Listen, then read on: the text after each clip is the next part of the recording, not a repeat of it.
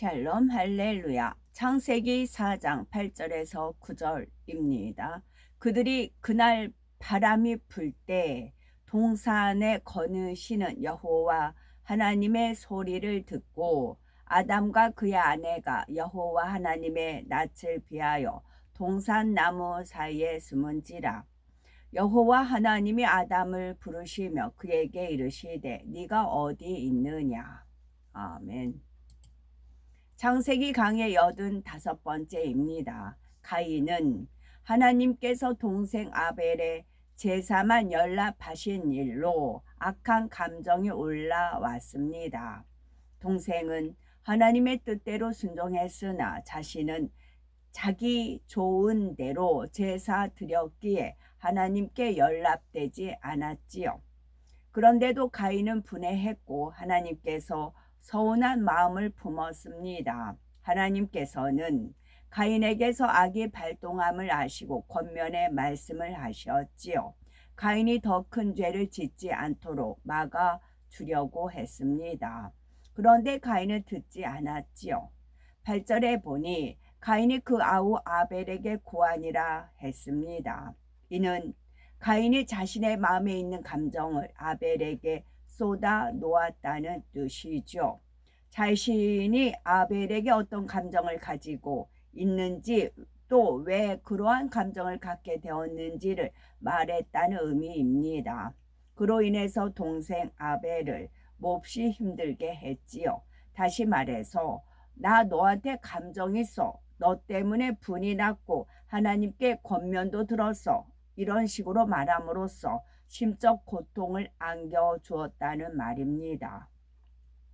하나님께서 가인에게 분을 가라앉히고 더 이상 죄를 짓지 말라 하셨는데 가인은 반대로 행해 나갔습니다.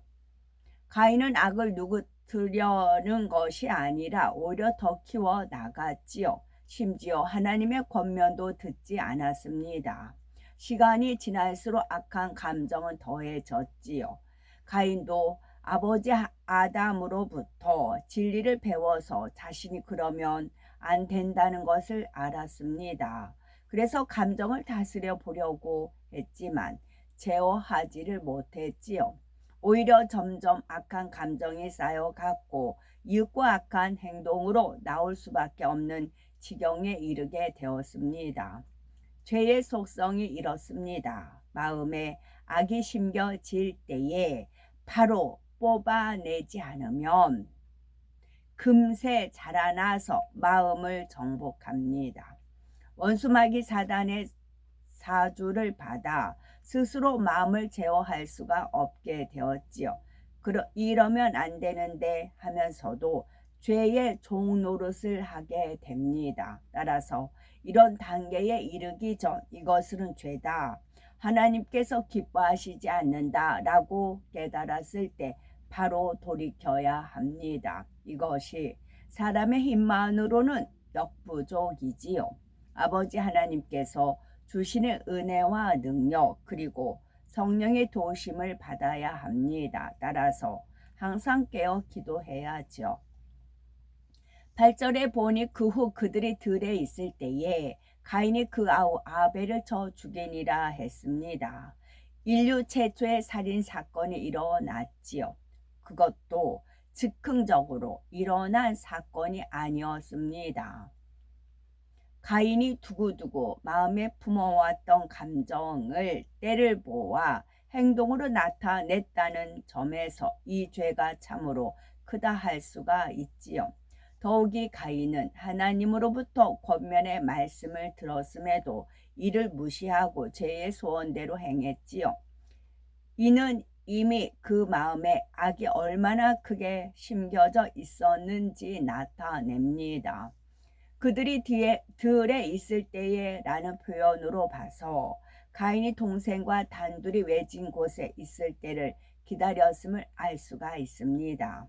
이미 동생을 죽일 마음을 품었고 적당한 기회를 노리고 있었지요. 가인은 치밀하게 살인 계획을 짰던 것입니다. 이런 생각을 누가 부여했을까요? 원수마귀 사단 루시퍼가 계속 그런 생각을 집어 넣는 겁니다. 이렇게 하면 돼, 이렇게 하면 돼, 이렇게 그 다음에 이렇게 그런 생각을 계속 집어 넣은 겁니다. 이처럼 같은 살인이라고도 고의로 사람을 쳐서 죽인 경우에는 그 죄를 더 크게 여긴다는 사실입니다. 사무엘하 3장에도 개인적인 원한 때문에 사람을 죽인 한 사례가 나오지요. 때는 다윗이 유다 지파만의 왕이 된 지 7년 6개월이 되어 갔을 무렵이었습니다. 나머지 11지파는 아직 사울의 아들인 이스보셋의 수하에 있었지요. 이때 이스보셋의 군대 장관인 아브넬이 이스라엘 11지파를 대표해서 다윗을 찾아와 화친할 것을 제안합니다. 다윗은 아브넬을 극진히 대접했지요.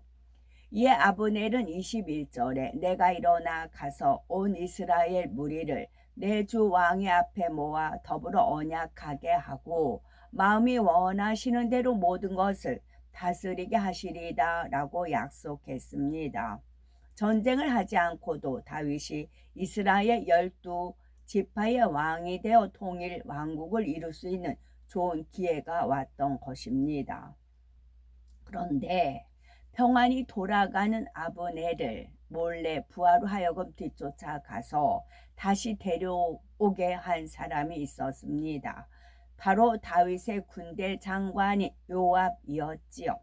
사무엘하 3장 27절에 보니 아브넬이 헤브론으로 돌아오매 요압이 더불어 종용이 말하는 듯이 저를 데리고 성문으로 들어가서 거기서 배를 찔러 죽이니 이는 자기의 동생 아사헬의 피를 인함이더라 했습니다.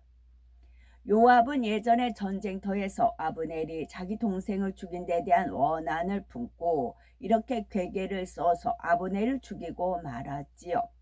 개인적인 원한을 갚기 위해 국가 중대사를 그르칠 수 있는 악행을 저질렀던 것입니다. 여기에 사심도 개입돼 있었지요. 적장인 아브넬이 다윗의 수하로 들어오면 자신의 주의가 위태로워질 수 있었지요. 11지파를 데리고 오는 아브넬의 공로는 매우 큽니다. 이에 대해 다윗은 적절한 대우를 해줘야 하고요. 요압은 자신보다 아브넬이 더 높은 자리에 앉게 될 수 있다는 생각을 했습니다. 그래서 요압은 궤계를 써서 아브넬을 죽이고 말았던 것입니다. 이로 인해서 다윗은 어려움을 당할 뻔했으나 지혜롭게 행함으로 인해서 무난히 통일 왕국을 이루었죠. 그런데 요압이 이와 비슷한 악행을 또다시 행했습니다. 압살롬이 백성들의 마음을 도적질하며 잠시 왕이 되었을 때에 아마사를 자신의 군대 장관으로 삼았습니다. 압살롬이 백성들의 마음을 도적질하며, 그러면은 하나님의 백성들은 하나님을 향해 있어야 되는데 하나님으로 향하는 마음을 누가 도적질해요? 도적질하는 자들이 있어요. 하나님보다 더 높고자 하는 자들.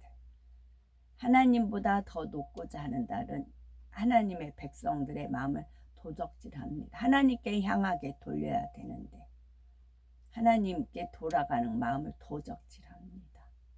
그것이 제가 아까 싫어 했던 그 인물이 한 예가 되는 것이지요.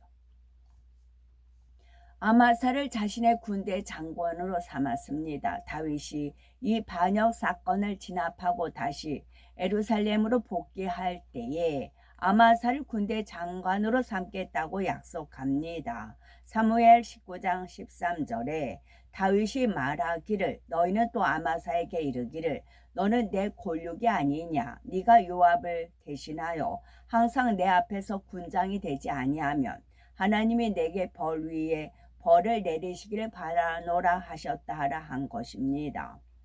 본래 반역자들은 모두 죽이는 것이 상례이지요. 그런데 다윗은 큰 마음으로 적장을 품음으로써 반역에 가담했던 사람들의 마음을 얻으려는 선한 뜻을 내비췄습니다. 그리고 다윗은 아마사를 시켜 유다 사람을 소집해 올 것을 명하지요. 그런데 이때 또 요압이 개입하여 아마사를 죽이고 맙니다. 사무엘하 20장 9절에서 10절은 요압이 아마사에게 이르되 형은 평안하뇨 하며 오른손으로 아마사의 수염을 잡고 그 입을 맞추려는 체하며 아마사가 요압의 손에 있는 칼을 쥐지 아니한지라 요압이 칼로 그 배를 찌르매 그 장자가 땅에 흐르니 다시 치지 아니하여도 죽으니라 했습니다. 요압은 이처럼 번번이 다윗의 뜻을 거슬러서 악한 행동을 저질렀습니다. 늘 다윗에게 가시 같은 존재로 있다가 종국엔 배신을 했고 비참한 최후를 맞이했습니다.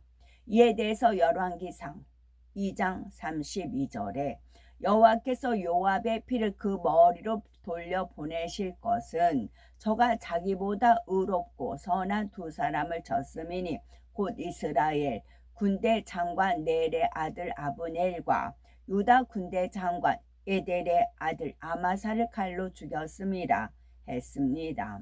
사람이 악의를 품고 고의로 누군가를 해치면 그 죄에 대한 보응을 반드시 받게 됩니다.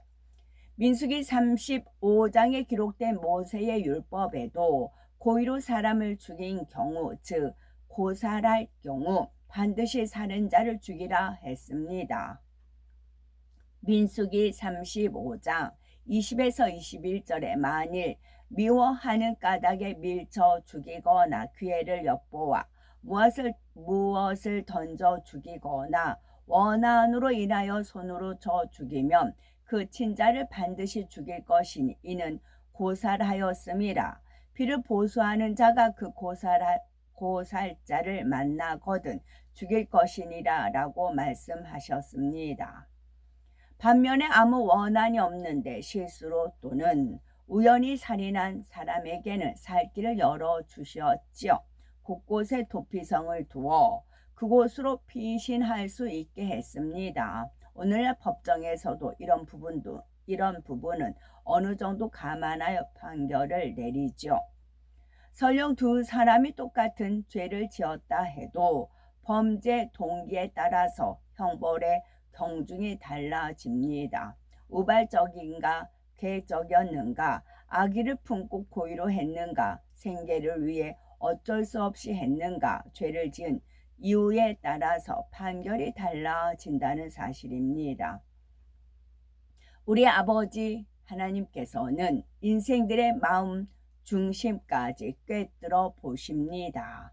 누군가가 범죄를 했다며 믿음이 연약하여 순간 죄의 유혹에 빠졌는지 아니면 악의를 품고 고의로 불순종했는지 열심히 말씀대로 살다가 한번 넘어졌는지 혹 늘 불순종을 일삼다가 또 불순종했는지 각 사람의 형편과 저지를 모두 감안해서 판단하십니다. 우리는 대부분 고의로 상대를 어렵게 만들거나 해가 되는 행동은 하지는 않을 겁니다. 그런데 누군가에게 불편한 감정이나 서운함을 풀지 않고 마음에 담아두고 있다면 언젠가는 그것이 불쑥 튀어나올 수가 있습니다. 두 가지 상황을 예를 들면 먼저는 상대가 칭찬을 들을 때입니다. 누군가가 칭찬을 받으며 함께 기뻐하는 것이 진리이지요. 그런데 그 대상이 예전에 자신이 불편한 마음과 서운한 감정을 품었던 사람일 때는 함께 기뻐할 수가 없습니다. 저 사람이 내게는 잘못했었는데 윗분에게만 잘해서 칭찬받는구나 하면서 마음이 더 불편해집니다. 마치 자기가 억울한 일을 당했다는 듯이 다른 사람들에게 상대의 티를 알려서 상대를 깎아내리려 합니다. 하지만 이처럼 상대를 깎아내린다 해서 자신이 높아지는 것일까요? 선량 사람들 앞에서는 자신이 더 높아진다 해도 어찌 하나님의 눈을 속일 수 있겠습니까? 사람 마음에 있는 모든 악의 모양은 하나님 앞에 속속들이 드러나게 됩니다. 하물며 마음에 있던 악을 계획을 세워 행동으로 옮겼다면 어찌 하나님께서 모르시겠습니까?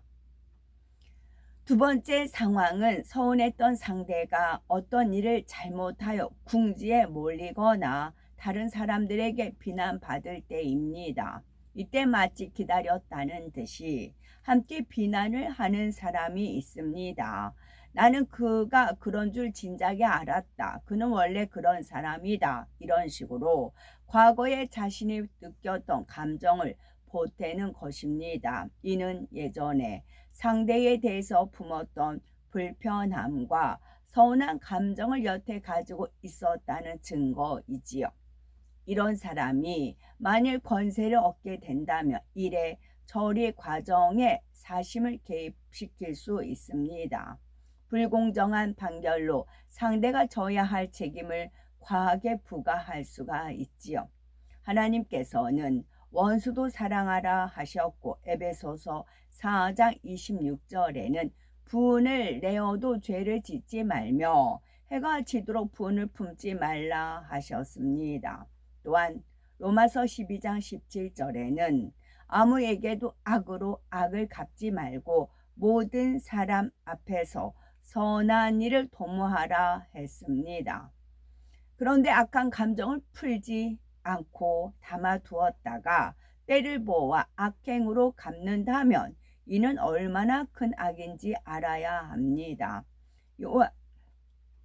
요한일서 3장 15절에 그 형제를 미워하는 자마다 살인하는 자라 하였지요.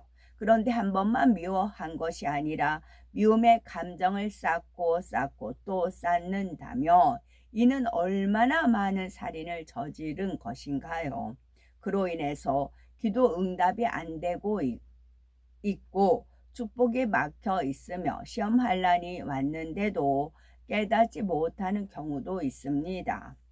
원함이나 서운함의 악한 감정이 마음에 쌓인 결과 큰 병이 날 수도 있고요.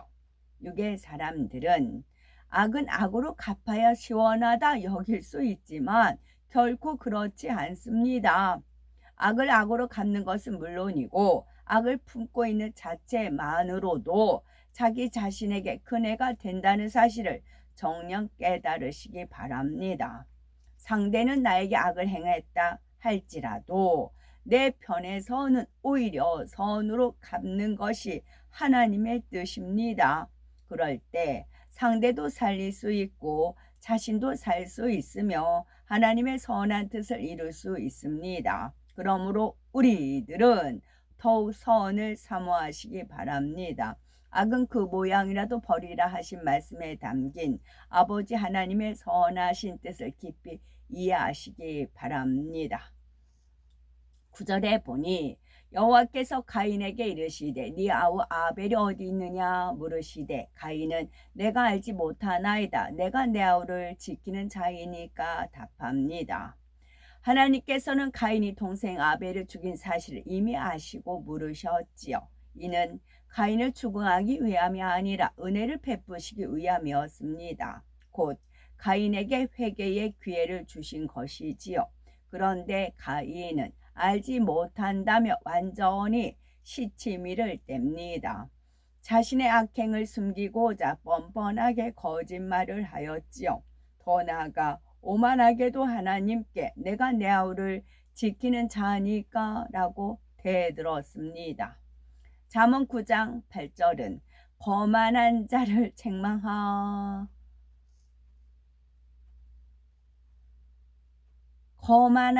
책망하지 말라. 그가 너를 미워할까 두려우니라 말씀했습니다. 이는 거만한 사람은 자신을 책망하는 상대를 미워한다는 뜻도 되지요. 또한 자신의 책망을 받을 때에 마음이 불편해지거나 책망하는 상대가 미워진다면 그만큼 자신이 거만한 사람임을 깨달아야 한다는 의미도 담겨 있습니다. 지금 본문의 가인은 마음이 마음에 악이 심겨서 은혜를 베푸는 하나님의 사랑을 알지 못한 채 오히려 적대감을 나타냈습니다. 이미 가인의 마음에 악이 얼마나 많이 심겼는지를 보여줍니다. 성경 곳곳에 이런 예가 나오지요. 열왕기상 22장에 보면 북이스라엘 왕 아합과 남유다 왕 여호사밧이 연합하여 아람과 전쟁하는 장면이 기록되어 있습니다. 여호사밧은 출정에 앞서 하나님의 뜻을 알아보고자 제안합니다. 이에 아합이 선지자를 400인쯤 모아서 물어보니 모두가 이번 전쟁에서 승리한다고 말했지요. 여호사밧은 이를 이상히 여기고 우리가 물을 만한 여호와의 선지자가 여기 있지 아니하니까 했습니다. 이에 열왕기상 22장 8절에 이스라엘 왕이 여호사밧에게 이르되 오히려 이물라의 아들 미가야 한 사람이 있으니 저로 말미암아 여호와께 물을 수 있으나 저는 내게 대하여 기랑 일은 예언하지 아니하고 흉한 일만 예언하기로 내가 저를 미워하나이다 했습니다. 자신에 대해 좋은 일은 예언해 주지 않고 흉한 일만 알려준다 하여 미가야 선지자를 미워한다는 것입니다. 자신이 좋든 싫든 참 선지자가 전달하는 말씀은 하나님의 뜻으로 받아야 합니다. 그러나 아합은 선지자를 통해 말씀을 들어도 마음이 심히 악했기에 그것이 하나님의 뜻인지 아닌지를 분별하지 못했습니다. 하나님의 뜻에 순종할 마음도 아니었고요. 이때도 미가야 선지자가 흉한 예언 곧 아합이 이 전쟁에서 죽을 것이라고 얘기를 하자 아합은 그를 옥에 가두어 버렸습니다. 그런데 잠언 29장 1절에 자주 책망을 받으면서도 목이 곧은 사람은 갑자기예요. 갑자기 패망을 당하고 피하지 못하리라 말씀하셨습니다. 이 말씀대로 아합은 그 전쟁에서 죽임을 당하였지요. 미가야의 예언이 마음에 걸려서 변장하고 전쟁터에 나갔지만 그럼에도 적군의 화살에 우연히 맞아 죽었습니다. 이와 유사한 길을 답습한 또 다른 왕이 있지요. 바로 남유다의 마지막 왕인 시드기야입니다. 당시 북이스라엘은 이미 망해서 사라졌고 남유다도 바벨론의 압제 아래 있었습니다. 바벨론이 원하는 대로 조공을 바쳐야 했고 바벨론이 원하는 정책을 펴야 했지요. 이때 선지자 에레미야는 바벨론의 지배를 순순히 받아들이는 것이 하나님의 뜻임을 시드기야에게 전합니다. 하나님의 공의 가운데 남유다는 심판을 받아야 하는 상황이었지요. 그러나 심판받아 영원히 사라진 것이 아니라 70년 만에 다시 회복할 수 있음을 하나님께서 약속해 주셨습니다. 오래전 야곱의 12족속이 애굽에서 한 나라를 이룰 만한 백성으로 성장했지요. 이처럼 이번은 바벨론의 압제 속에서 유대 민족이 겸비하게 연단을 잘 받으면 뛰어난 민족으로 거듭날 수 있음을 알려주셨습니다. 에레미야 29장 11절에 나 여호와가 말하노라 너희를 향한 나의 생각은 내가 안하니 재앙이 아니라 곧 평안이요 너희 장래에 소망을 주려 하는 생각이라 라고 말씀하신 대로입니다. 시드기야 왕과 신하들은 이러한 하나님의 깊은 뜻을 알지 못한 채 에레미야를 매국노 취급하며 핍박했습니다. 그리고 바벨론에 저항하려는 노력을 폈지요. 이에 결국 바벨론 군대가 예루살렘 성을 포위하기에 이릅니다. 예루살렘 성이 워낙 난공불락의 요새였기에 포위 상태로 1년 6개월이 흘렀습니다. 그간 바벨론을 끊임없이 시드기야에게 항복을 권유했지만 그는 듣지 않았지요. 거짓 선지자들이 하나님께서 이 위협으로부터 벗어나게 도와주실 것이라고 했기 때문입니다. 그러던 어느 날 밤 시드기야가 조용히 에레미야를 불렀지요. 그때도 에레미야는 하나님의 뜻을 전합니다. 바로 에레미야 38장 17에서 18절에 만군의 하나님이신 이스라엘 하나님 여호와께서 이같이 말씀하시되 네가 만일 바벨론 왕의 방백들에게 항복하며 네 생명이 살겠고 이 성이 불사람을 입지 아니하겠고 너와 네 가족이 살려니와 네가 만일 나가서 바벨론 왕의 방백들에게 항복하지 아니하며 이 성이 갈대아인의 손에 붙이우리니 그들이 이 성을 불사를 것이며 너는 그들의 손을 벗어나지 못하리라 하셨나이다 했습니다. 이에 시드기야는 이어지는 19절에 자신의 속마음을 드러냈지요. 나는 갈대아인에게 항복한 유다인을 두려워하노라. 염려건대 갈대아인이 나를 그들의 손에 붙이면 그들이 나를 조롱할까 하노라. 바로 자신이 항복하고 바벨론에 잡혀가면 먼저 포로로 끌려가 있는 유대인들을 만날 텐데 그들에게 조롱받는 게 두렵다는 것입니다. 시드기야는 국가의 존망이나 성전의 보존, 신하들과 백성들의 안위보다 자신의 체면을 더 중요하게 여겼지요. 이에 에레미야는 다시 한번 간곡히 간합니다. 그 무리가 왕을 그들에게 붙이지 아니하리이다 원하옵나니 내가 왕에게 고한 바 여호와의 목소리를 정종하소서. 그리하면 왕이 복을 받아 생명을 보전하시리이다. 그러나 시드기야는 끝까지 듣지 않았습니다. 바벨론 군대가 예루살렘 성을 넘어 들어올 때에 성 밖으로 나가 도망치다가 붙잡히고 말았지요. 결국 두 눈이 뽑히고 쇠사슬에 묶여서 바벨론으로 끌려갔습니다. 에레미야 선지자는 사람들이 들으려 하지 않고 오히려 조롱해도 하나님의 뜻을 전하고 외쳤습니다. 당시 에레미야 심정이 에레미야 20장 8, 9절에 기록이 되어 있지요. 대저 내가 말할 때마다 외치고 강포와 멸망을 부르짖으오니 여호와의 말씀으로 하여 내가 종일토록 치욕과 모욕거리가 됨이니이다. 내가 다시는 여호와를 선포하지 아니하며 그 이름으로 말하지 아니하리라 하면 나의 중심이 불붙는 것 같아서 골수에 사무치니 답답하여 견딜 수 없나이다 한 것입니다.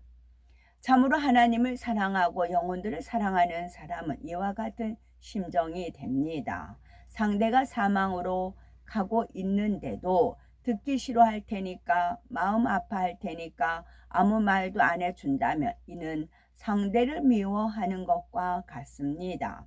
정녕 상대를 사랑한다면 당장 관계가 어색해지는 게 문제가 아니라 사망에서 구해내는 것이 중요하지요. 에베소서 5장 13절은 책망을 받는 모든 것이 빛으로 나타나나니 나타나지는 것마다 빛이니라 라는 말씀이 있습니다.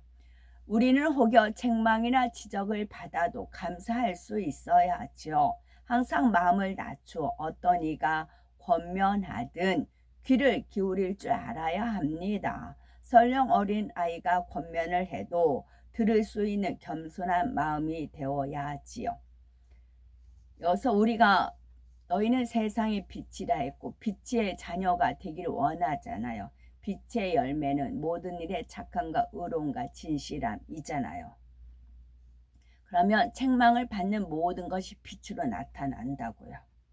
그래서 책망 받기를 즐겨 하셔야 된다고요. 누가 나를 책망하면 그게 고맙고 감사해서 내가 그 부분을 하나님께 기도해서 승화해서 빛으로 낸다. 착함과 나한테 착함과 의로움과 진실함을 부족하다. 그 부분은 이제 책망이 들어오는 거죠. 그거를 이제 기도해서 승화시켜 나가시면 됩니다. 이처럼 우선 들을 수 있는 마음이 되어야 옳고 그름을 분별할 수가 있습니다. 기울여 들어보아서 그 말이 진리이면 따르고 진리가 아니면 순종하지 않아도 되죠. 그런데 아예 들으려고 하지 않는다면 아무리 옳은 말도 옳게 들리지 않습니다. 영으로 깊이 들어올수록 스스로 돌아볼 때 책망할 것이 없는 상태가 됩니다. 아버지 하나님의 뜻에 항상 순종할 마음으로 계명들을 지켜나가기 때문이지요. 영으로 깊이 들어올수록 아버지 하나님의 마음도 밝히 깨달아짐으로 계명을 더욱 즐겁게 지켜 행합니다. 설령 하나님께 책망을 받는다 해도 모든 것을 사랑으로 느낌으로 더욱 온전한 빛으로 변화되지요. 그러나 가인은 이런 하나님의 사랑을 깨닫지 못하고 자신의 범죄를 감추는 데 급급했습니다. 그 결과 죄값을 톡톡히 받게 됩니다. 우리는 말씀을 잘 양식 삼으셔서 늘 빛 가운데 행하심으로 아버지 하나님의 기쁨이 되시기 바랍니다. 에베소서 5장 13절 13은 사랑의 수라고 했어요. 사랑의 수예요. 13자는 하나님께서 사랑하시기 때문에 그래요. 에베소서 5장 13절 책망을 받는 모든 것이 빛으로 나타나나니 나타나지는 것마다 빛이니라. 아멘. 샬롬.